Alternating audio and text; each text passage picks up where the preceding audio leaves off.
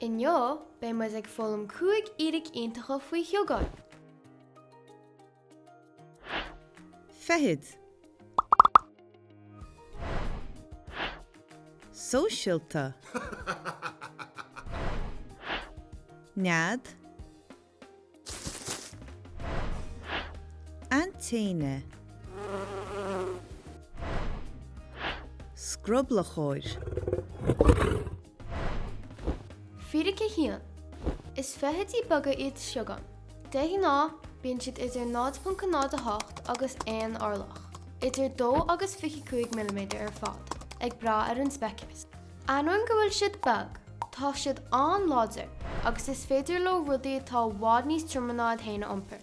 Is féidir le seangáin áirithe rudaí tá cúig uair níos trúmanáid héine iompar. Rud a chéile gurb an iad agus ceann na Feithidí is láidre tá an I gcumartas lena méid.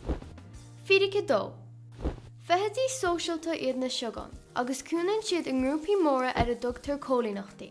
Déiteach na chéile nó fiú na milliún seangáin a bheith le fáil I gcóilíneacht.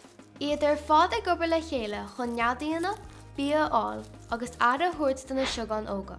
Tá rólar le ag gach seangáin sa cóilíneacht, cosú leis an grán seangáin, an seangáin oibre nó an seangáin cogaí. Agus oibreann siad le chéile chun na chinntiú go náiríonn go brá leis an gcóilíneacht. Fhíric 3. Tógann an choilíneacht seangáin neadacha costa, a déiteach a bheith ar fáil faoin talla, I gcreen nó taobh ar ghnifhiú. Bíonn go leor siomraí agus talans na neadacha. Bíonn spriocar le ag gach ceann acu, cosú le gurlann do na seangáin óga, áitina chun bia stóráil agus spásan na cúnaithe do na seangáin oibre. Úsáideann na seangáin mandible láidre nó a méal chun na háitina cúnaithe sin a chochailt agus a urbairt. Fhíric 4. Úsáideann seangáin móna éagsúla chun cumarsáid a dhéanamh le na chéile. Cosú le sagháil dhéanamh le na chéile le na nantainní, fuma dhéanamh nó ceimicán speisialta a úsáid ar a dtugtar pheromón.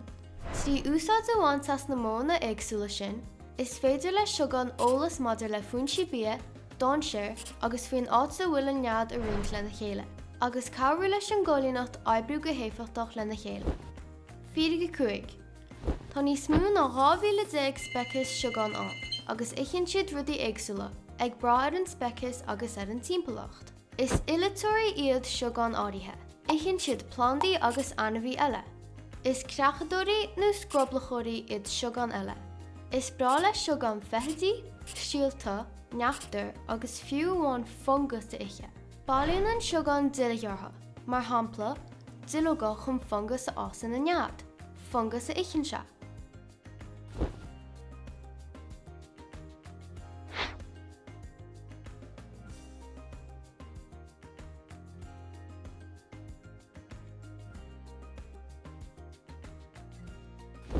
Tásúlam gur bhain sib tainneamh as an cúig Fhíric iontacha sin faoi sheangáin. Feicimid sib.